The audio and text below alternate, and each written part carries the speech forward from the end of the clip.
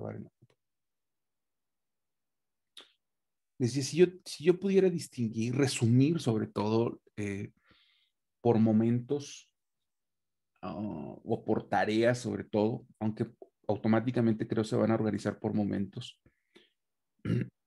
las tareas del docente, yo distinguiría 4 momentos, 4 tareas cruciales. Por un lado, el diagnóstico, ¿no? Obviamente hay un asunto de poder separar como dos momentos. A mí de repente me parece muy difícil que el concepto como tal, porque al final de cuentas ustedes no son especialistas en esa área, que no tienen que serlo. Sin embargo, a veces nos podemos confundir un poquito en el alcance de sus posibilidades, que es obviamente el diagnóstico psicopedagógico, ¿no? El diagnóstico psicopedagógico, les decía, la parte psicológica siempre nos puede costar un poco de problema en la medida en que podemos profundizar, ¿no?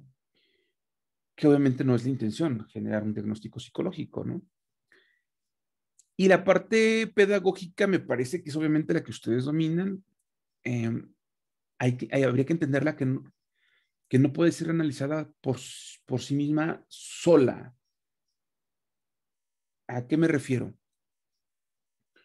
Ustedes tienen sus asignaturas, ¿no? Y en algún momento van a partir de un diagnóstico pedagógico respecto a cómo el alumno o cuál es el proceso del alumno, el estado del alumno en el que ustedes parten para el trabajo con él, ¿no? Entonces, entender que el estado del alumno como un fenómeno meramente resultado del grado anterior, es decir, tú agarraste segundo de primaria, te tocó segundo de primaria en tu escuela, ¿no?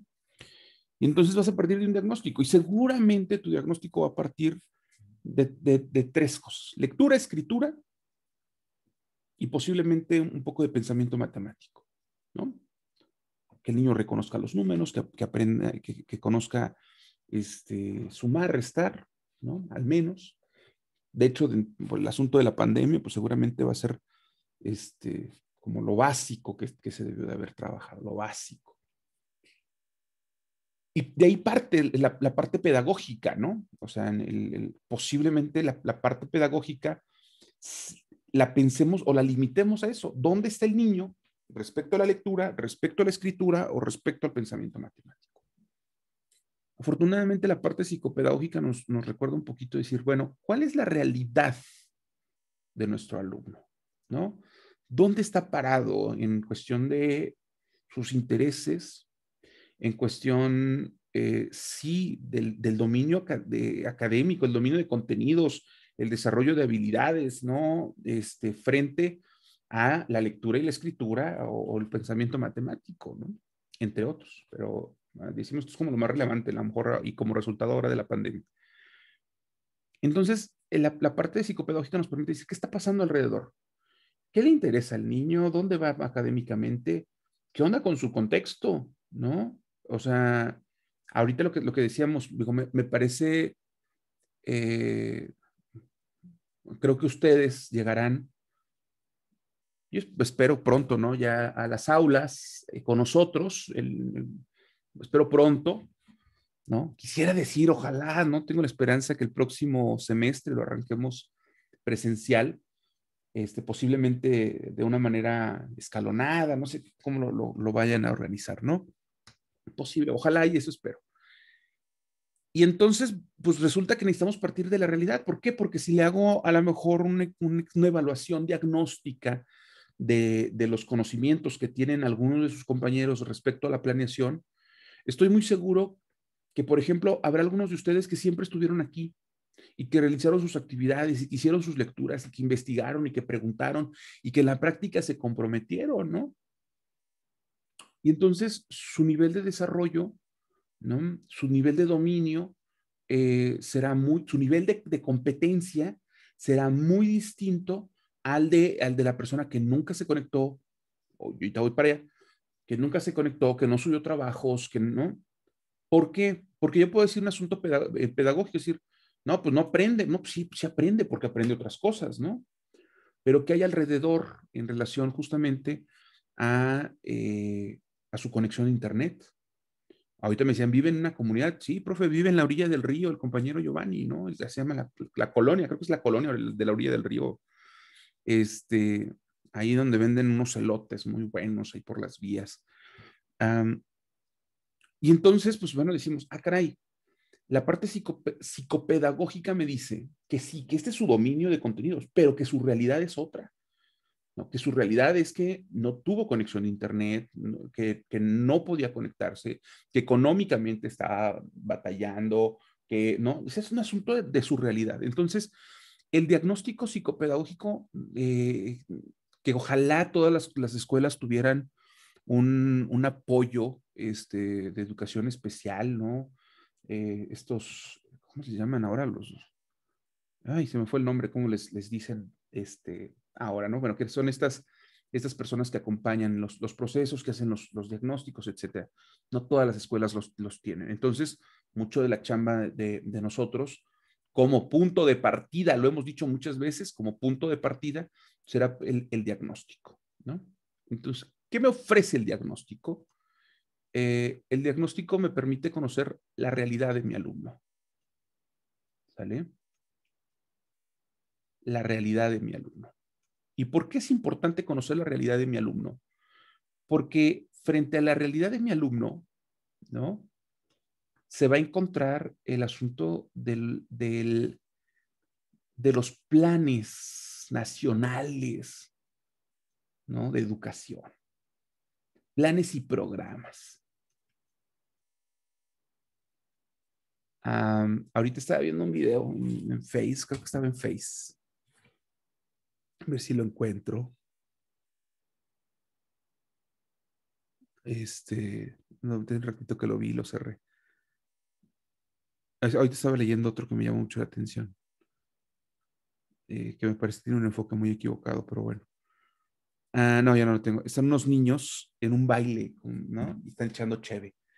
Niños de unos 9 años, ¿no? Están echando cheve. Y yo me iba a escandalizar, pero de repente veo atrás y hay un montón de vatos, ¿ya? Echando cheve también, en el mismo baile. Entonces dices, ¿cuál es el punto cuál es la realidad del niño? ¿No? ¿Cuál es la realidad del niño? ¿Cómo trabajamos educación socioemocional con ese niño en esa realidad? ¿No? Entonces, una cosa es lo que me generan, ¿no? Me proponen los planes y programas, y otra cosa muy distinta es la realidad de mi alumno. Conocer, partir del diagnóstico y conocer la realidad del alumno me dice, planes y programas, me dice que el alumno en tercer año de primaria debería de dominar, debería de tener, de haber desarrollado ciertos aprendizajes esperados. ¿Cuál es la realidad de mi alumno? ¿No? Entonces, esa es justamente una de las tareas del docente importantísimas. Después viene, ojo con esto,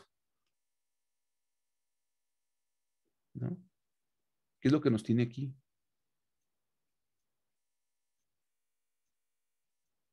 Planificar la clase, ¿no? El docente diagnostica y planifica su clase. ¿Qué elementos debe de considerar el docente para planificar su clase?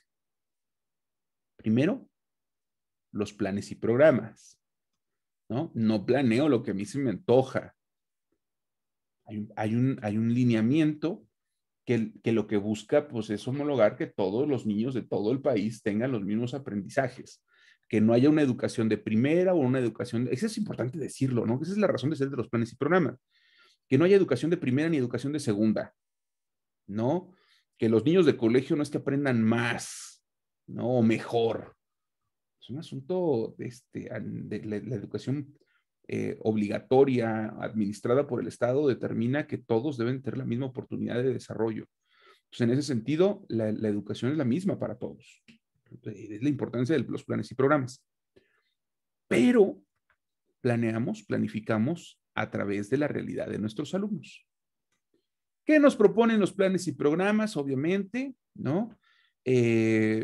Principalmente el nuevo modelo habla de los aprendizajes esperados, ¿no? Básicamente lo plantea por organizadores curriculares, que pues, en realidad no es otra cosa más que competencias, ¿no?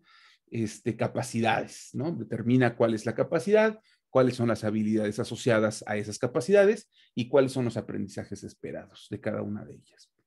Punto. Ahí no hay mayor pierde, todo nos lo ofrece los planes y programas, ¿no? Yo le decía, no se preocupen por llenar formatos, preocúpense por identificar dónde está en los planes y programas, dónde están en eso que nos están pidiendo, ¿no? Entonces, los planes y programas plantean eso, cuáles son los aprendizajes esperados, ¿vale? Y allá vamos, al diseño justamente de actividades, ¿no? Al diseño de actividades. Desarrollamos estas actividades obviamente son, o las traducimos ahora, no son solo actividades, no son solo tareas, no solo son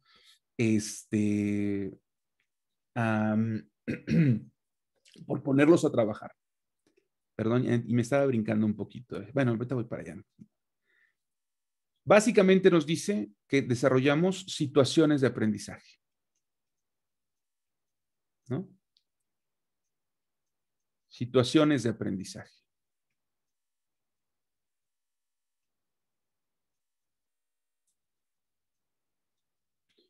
Y las organizamos, ¿no? Tengo un poquito inestable mi internet, no se preocupen si se empieza a lastimar el audio por ahí.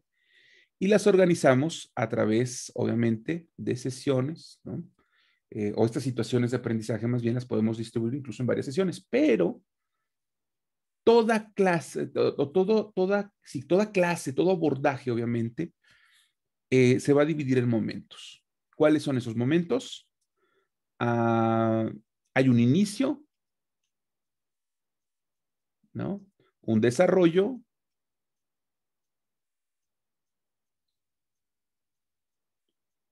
y un cierre.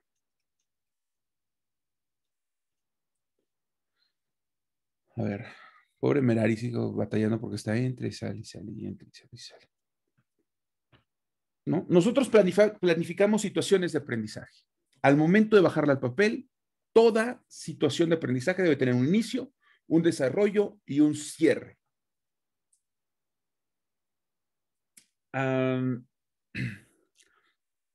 ¿Qué debo hacer, muchachos? Eso es pregunta para ustedes, ¿no? ¿Qué debo hacer? ¿Para qué me sirve el inicio de esta situación de aprendizaje que estoy generando, muchachos? El inicio, ¿para qué sirve?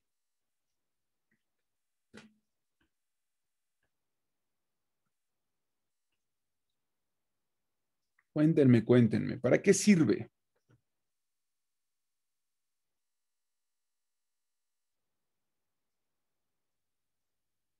¿El inicio, profesor? Sí. Pues sirve para darte una idea de los conocimientos que ya tienen los alumnos. Muy bien. El inicio me sirve para dos cosas, muchachos. Una, presentar el tema.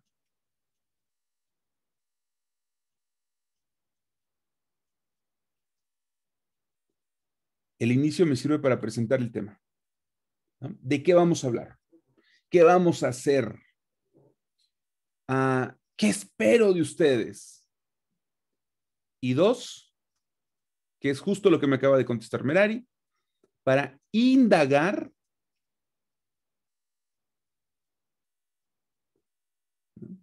conocimientos o aprendizajes previos.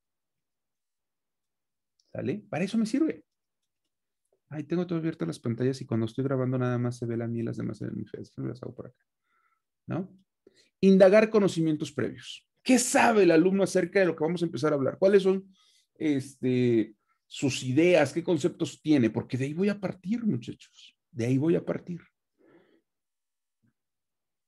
La actividad de desarrollo, obviamente, la actividad de desarrollo es el tronco base, obviamente, de esta situación de aprendizaje.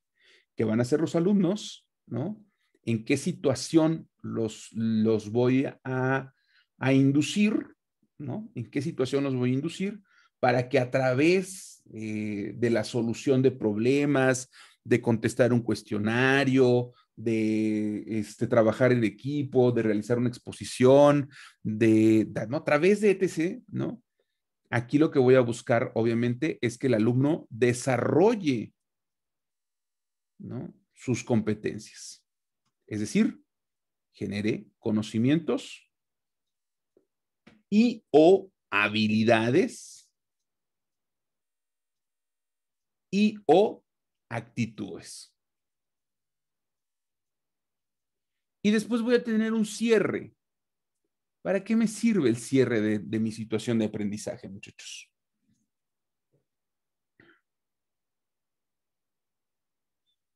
Para ver si se cumplió los lineamientos de aprendizaje que esperaba que recibieran, o si mejoraron o O añadieron más conocimientos a lo que ya sabían al inicio. si yo te pidiera que no confundiéramos cierre y evaluación, ¿qué me dirías? Con lo que me acabas de decir. Que el cierre sería como un repaso de los Eso, conocimientos. Merari. Eso, Merari. Claro. Ojo, el cierre nos permite, me encanta Dora la Exploradora y las pistas de Blue y todas esas cosas, porque tienen esos modelos pedagógicos, ¿eh? Ahorita voy con eso. Dora dice, ¿qué hicimos hoy? Hoy cruzamos un puente, atravesamos el bosque, entregamos las manzanas a la abuelita de no sé quién, ¿no? Entonces, eso hicimos. ¿Para qué utilizamos el cierre? Usualmente nos permite retomar el recorrido que hicimos. Pero sobre todo, y es un momento importante para que el alumno presente, exponga, haga público el producto de la situación de aprendizaje. Si hizo una maqueta, que la exponga. Si hizo un cartel, que lo platique. Si hizo, es decir, ese es el momento, ¿no? Ahora bien, lo que nos decía Merari, y es muy importante, pero no, antes de pasar con lo que nos decía Merari, es obviamente esta planeación, ¿no? De estos 3 momentos, la tenemos que llevar a cabo. Estaba revisando hace unos días con unas alumnas de preescolar, estábamos revisando lo de educación socioemocional, por eso a lo mejor ahorita voy a utilizar ese ejemplo. Vamos a intervenir. ¿Sale? Vamos a intervenir.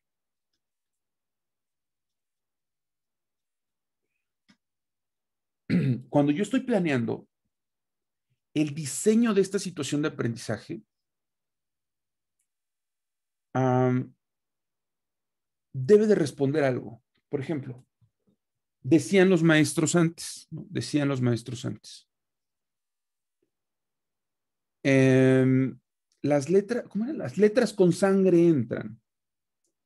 ¿Qué significaba eso, muchachos? Las letras con sangre entran. Yo recuerdo que decían que los golpeaban como para que aprendieran algo que el maestro quería. ¿No? ¿Cómo nos enseñaron, seguramente ustedes también, como a mí, ¿no? ¿Cómo nos enseñaron las tablas de multiplicar?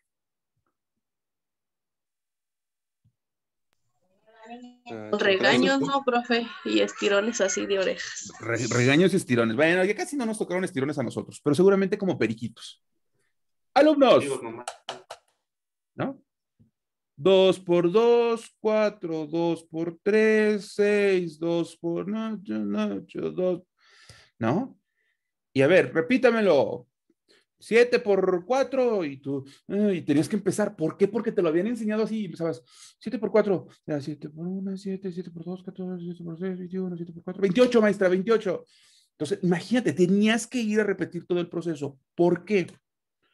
En el momento en que yo estoy planificando y que voy a intervenir, la forma en que voy a hacer las cosas, imagínense que hoy en día quiero enseñar de esa manera, a través de la repetición continua, constante, una tras otra vez, y cállese, y siéntese, y ponga atención, y no me interrumpa. sentados en filas. Yo he visto la cosa más horrorosa en la ENESMAP una vez. Qué bueno que no han pisado la ENESMAP, compañeros. Ojalá que esas personas se hayan jubilado ya. Yo conocí un maestro que cuando él llegaba en la ENESMAPO, le pedía a sus alumnos que movieran las bancas y se sentaran en filas, viendo hacia el pizarrón. No han entrado al ENESMAPO, nunca han entrado al salón a los salones del ENESMAPO, ¿verdad? Más que para hacer examen o qué. Cuéntenme. No, incluso el examen fue en línea. Tómala. Las bancas del ENESMAPO están organizadas, la mayoría de los salones, en herradura. Mesas y sillas están puestas en herradura. ¿Para qué sirve esa posición en herradura, muchachos? Para poder observar a todos y que todos tengan una buena vista. Hay una apertura al debate, al diálogo, ¿no? Las mesas del ENESMAPO son mesas que están en forma de trapecio, que permiten juntarlas, son chiquitas, para trabajar en equipos.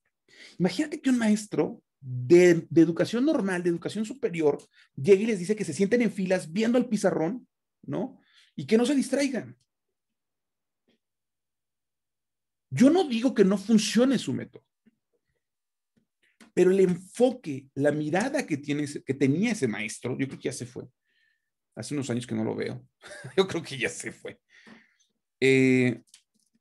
No digo que no funcione, no digo que no sea efectiva, pero muy probablemente lo que va a desarrollar a través de esas estrategias sí sean conocimientos. Me pregunto si desarrollará habilidades o si desarrollará actitudes necesarias para la demanda o las exigencias de la vida laboral cotidiana. ¿No? Hoy las personas necesitan trabajar en equipo, hoy las personas necesitan dialogar, hoy las personas necesitan saber debatir.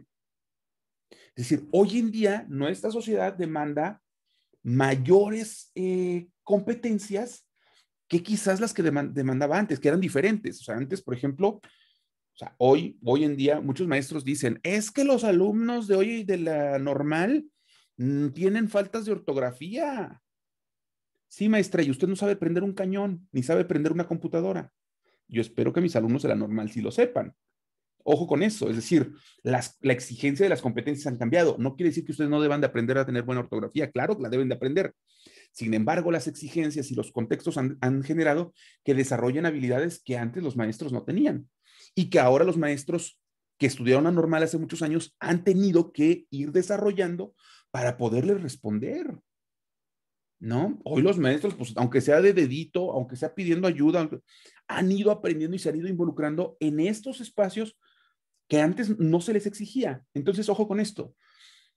Los planes y programas, ya lo habíamos platicado, creo que esta comparación ya la habíamos hecho, parten de una relación que tiene que ver con la demanda que se hace de manera social en relación a las exigencias y que responden a los nuevos modelos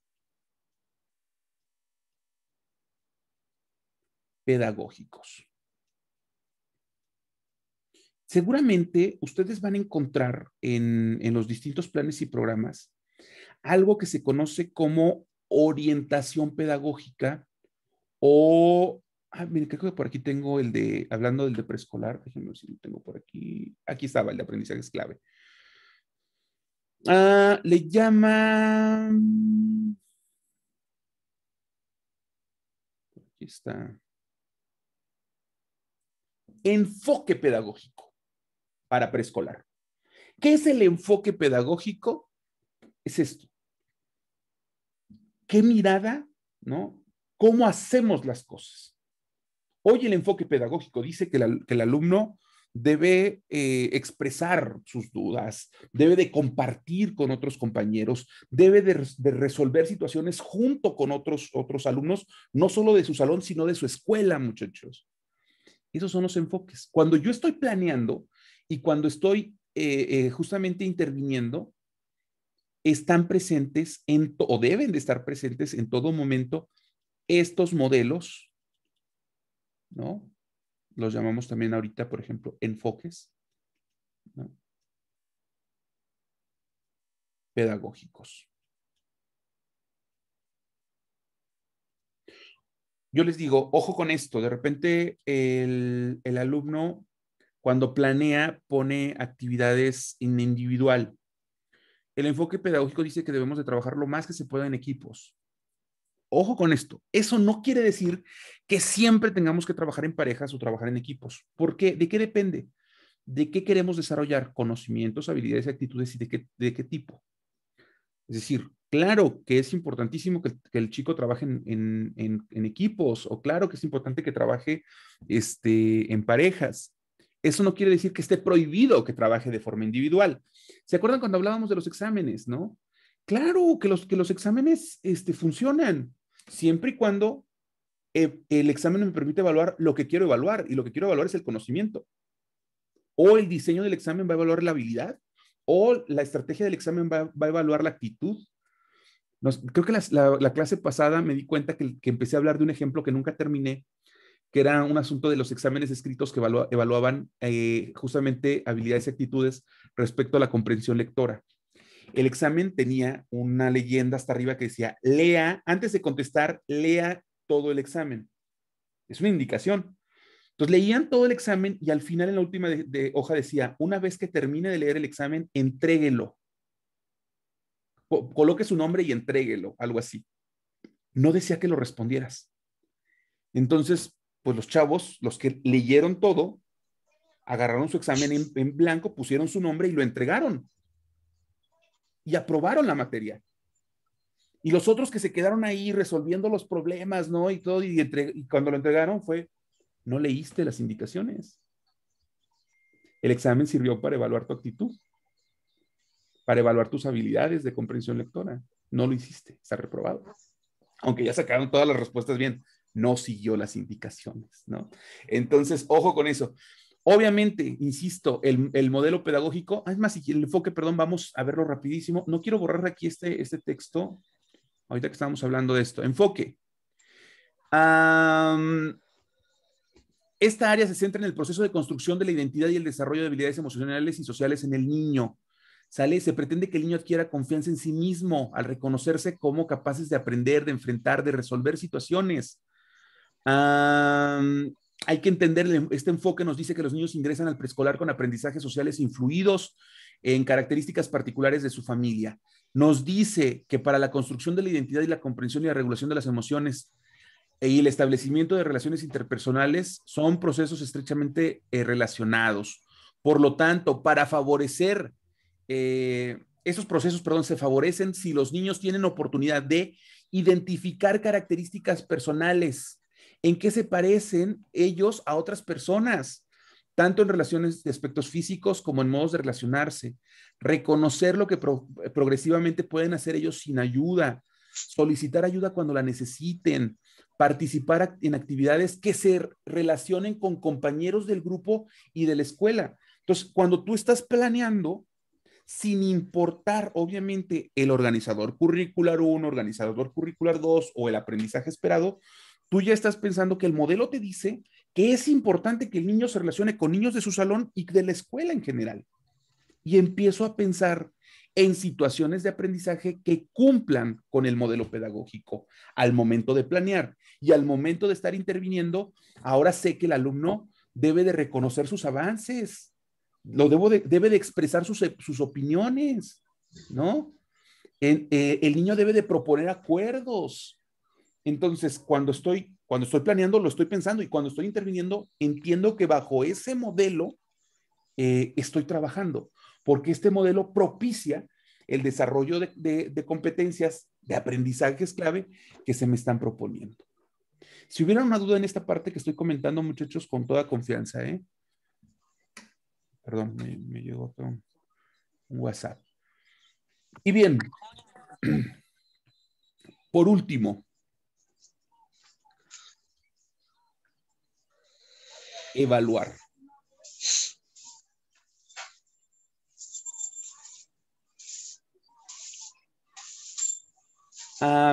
Ahorita les decía yo, ¿no? El asunto, esto es muy importante, ¿saben? Usualmente lo que buscamos es que durante la situación de aprendizaje se genere un producto. La conducta en sí misma es un producto, evaluar, ¿no? No, o sea, cuando me refiero a un producto, no es solamente, les voy a poner un ejemplo sumamente claro.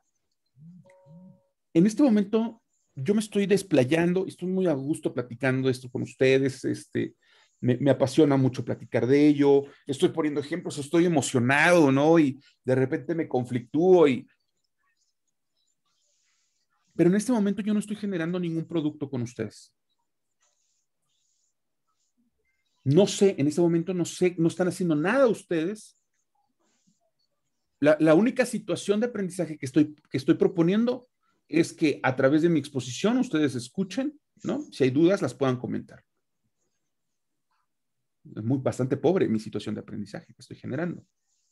Yo esperaría que a través obviamente, de alguna dinámica, de algún problema o de alguna situación que viene más adelante, ¿no? Pudieran estar generando aprendizaje. Pero en este momento, mi clase, ¿no? Mi clase tiene una situación de aprendizaje sumamente pobre, porque no están generando nada, muchachos. No estoy generando ninguna situación bajo un modelo pedagógico reciente, actual, ¿no? Vigente, que me permite garantizar que ustedes están aprendiendo lo que yo estoy diciendo. Fíjense nada más. ¿Y cuál va a ser la bronca? Claro que mi situación es pobre y aún así la puedo evaluar. ¿Cómo la puedo evaluar, muchachos? Esta clase, que es una situación de aprendizaje que estoy planteando, ¿cómo la puedo evaluar?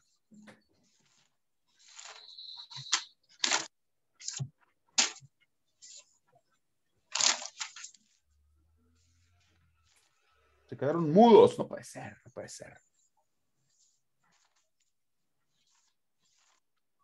¿Cómo puedo evaluar esta situación de aprendizaje que estoy proponiendo con ustedes, chicos?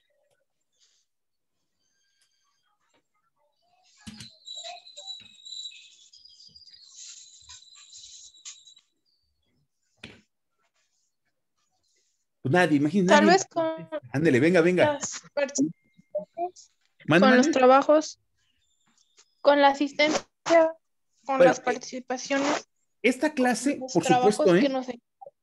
los trabajos son otros momentos, pero este momento, el día de hoy, esta sesión, la propuesta que estoy haciendo es que ustedes escuchen. Estoy pretendiendo desarrollar conocimientos. No estoy generando una situación en la que vayan a desarrollar habilidades aún. Pues, ¿cómo lo puedo? Obviamente, evalúo su asistencia, me late mucho, ¿eh? Evalúo sus participaciones, Merari pasó ya con 10 seguramente. Hay gente que no le conozco ni la voz, ahí les encargo, están reprobados. Y aún así, imagínate, ¿no? Por ejemplo, Merari a lo mejor es más extrovertida, ella abre el micrófono y dice, ah, bueno, profe, yo opino esto, o se desespera porque nadie habla y dice, bueno, ya, pues voy a opinar, ¿no? Pero habrá otros que quizás no tengan esas habilidades, pero no estoy evaluando la habilidad de comunicación oral, sino de que han adquirido conocimientos. Pongo preguntas. Al final voy a poner preguntas, ¿no? Si me contestas las preguntas, estuviste atento. Es una actitud, por cierto, ¿no? Estuviste atento. Si contestas bien las preguntas, desarrollaste conocimientos. ¿Es un modelo pedagógico vigente? No, pero sí es un modelo pedagógico. Se llama conductismo, ¿no? El alumno es pasivo, el maestro es el activo, el alumno recibe el conocimiento, lo replica, si lo replica bien, pues entonces se le incentiva con una calificación positiva, punto. Es conductismo, ¿no? Pero, obviamente, pues no, deberíamos estar en otro tipo de modelo. Entonces, lo que voy a evaluar, ¿no? Es que este momento haya logrado, ay, perdón, voy a tirar esta raya, me estorbó. Que este momento haya logrado el desarrollo de esto. Esto voy a evaluar. No puedo evaluar otra cosa. No puedo evaluar habilidades, sino promoví a través de la situación de aprendizaje el desarrollo de habilidades. No puedo evaluar el conocimiento en relación a memorizar conceptos si no vimos conceptos, ¿no? Voy a ser congruente del desarrollo de estas competencias. Y adivinen qué, de hecho también el enfoque pedagógico me propone cuáles deberían de ser las características de la evaluación. ¿Cuál deberían de ser? Pues que el alumno ponga de evidencia los aprendizajes esperados. Si no puede evidenciar que logró el aprendizaje esperado, no se logró. No se logró el propósito y la situación de aprendizaje que propuse. No tuvo resultado. ¿Cómo evalúo? ¿Cómo evalúo? Bueno, pues eso es justamente lo que se van a llevar ustedes de tarea, lo que se van a llevar como actividad en relación a un video que vamos a ver en este momento. Entonces, voy a dejar de grabar esta sesión, la quería grabar justamente para que se quedara ahí, porque es una forma de sintetizar un mundo de información. Claro que me pudieron haber faltado elementos, claro que es más complejo que esto, ¿no? Claro que es más complejo, pero es un pequeño esbozo de la labor docente frente a la tarea de diagnosticar, planificar la intervención y la evaluación. Casi siempre, y esta materia es muy pobre en el sentido de decir planeación y evaluación de aprendizajes. Cuando la planeación parte del diagnóstico y cuando la evaluación depende de la calidad de mi intervención. Y la calidad de mi intervención dependerá de la claridad en este versus, que más bien no es combativo, sino integrador entre la realidad, ¿no? Del alumno y los planes y programas, ¿no? Ahí está. Entonces, bueno, muchachos, dejo de grabar y ahorita estoy comentando con ustedes cuál pues va a ser el proceso de evaluación. A ver, déjenme pongo aquí. Bueno, ya dejé de grabar. Hoy y se borró, por cierto. Ok. Ah, no, ¿saben qué hice? Dejé de compartir. Qué tonto.